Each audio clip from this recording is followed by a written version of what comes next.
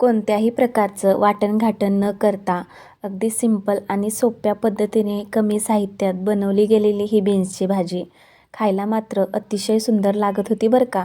एकदा नक्की ट्राय करून पहा माझ्या पद्धतीने. बीन्स जे आहे ना ते छोट्या आकारामध्ये अगदी कट करून घेतलेलं आहे.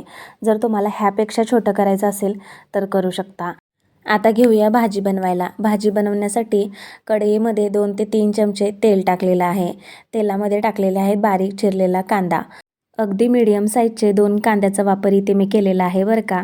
आणि पावशेर बीन्ससाठी एवढे 2 मीडियम कांदे जे आहेत ना ते अगदी पुरेसे आहे. यानंतर यामध्ये ॲड करूया आलं आणि लसूणची पेस्ट. ती सुद्धा एखाद मिनिटभर आपण तेलामध्ये परतून घेणार आहोत, मिक्स करून घेणार आहोत.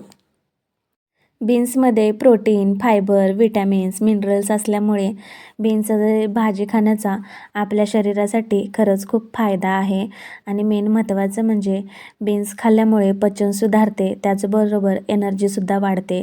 तर मला वाटते टिफिनसाठी ही एक परफेक्ट अशी रेसिपी आहे. तर तुम्ही तुमच्या घरच्यांनासुद्धा ही टिफिनमध्ये ही भाजी आहे ना नक्की देत जा. यानंतर मंडळी भाजीमध्ये टाकलेलं आहे टोमॅटोची प्युरी आणि अगदी तेल सुटेपर्यंत ते सुद्धा परतून घेतलेले आहे. आता टाकूया मसाले. मसाल्यामध्ये टाकलेले आहे थोडीशी हळद पावडर, त्याचबरोबर धने पावडर, लाल तिखट आणि घरगुती तिखट टाकलेलं आहे. बस एवढंच मसाले जे आहे ना ती यामध्ये मी वापरलेले आहेत. जर तुम्हाला गरम मसाला वगैरे वापरायचा असेल ना तर वापरू शकता. मसाले जे आहेत ना ते छान असे एकत्रित करून घेऊया, एकजीव करून घेऊया. मसाले जे आहेत ना ते खाली कढईला चिटकू नये यासाठी अगदी थोडंफार पाणी यामध्ये टाकणार आहे. आणि परत एकदा हे जे मसाले आहे ना ते छान असे शिजवून घेणार आहे. बघू शकता मस्त असा कलर आलेला आहे आणि तेलसुद्धा साईडला होत आहे. हे जे वाटण आहे ना, हे जे मसाला आहे ना ते छान असा परतला गेलेला आहे. आता टाकूया यामध्ये बीन्स.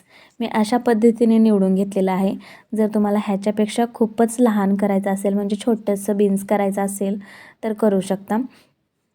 भाजी सर्व अशी एकत्रित करून घेऊया, मिक्स करून घेऊया. यानंतर यामध्ये टाकूया चवीनुसार मीठ. अगदी कमी साहित्यामध्ये बनवली गेलेली ही जी भाजी आहे ना मंडळी, खरंच खूप टेस्टी लागत होती. एकदा तुम्ही ह्या पद्धतीने नक्की ट्राय करा आणि कशी वाटते मला नक्की कमेंट्स करून सांगा. मीठ टाकल्यानंतर परत एकदा भाजी जी आहे ना ती सर्व अशी एकजीव करून घेते. बीन्स शिजण्यासाठी इथे मी गरम पाण्याचा वापर करणार आहे. तर अगदी बीन्स शिजेल इथंपर्यंत गरम पाणी यामध्ये आपण टाकणार आहोत. सर्व असं एकजीव करून घेऊया आणि झाकण ठेवून अगदी 5 ते 7 मिनिटे वाट पाहूया.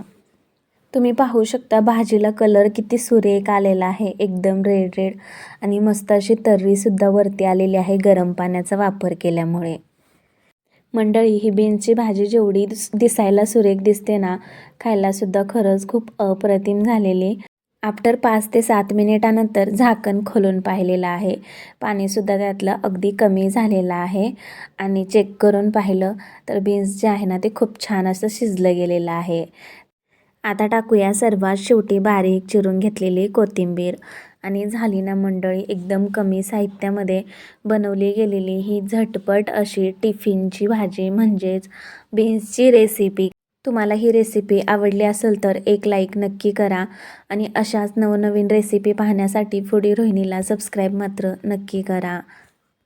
भेटूया पुढच्या रेसिपीसोबत. तोपर्यंत धन्यवाद. आणि ही बीन्सची भाजी आहे ना नक्की ट्राय करून पहा. धन्यवाद.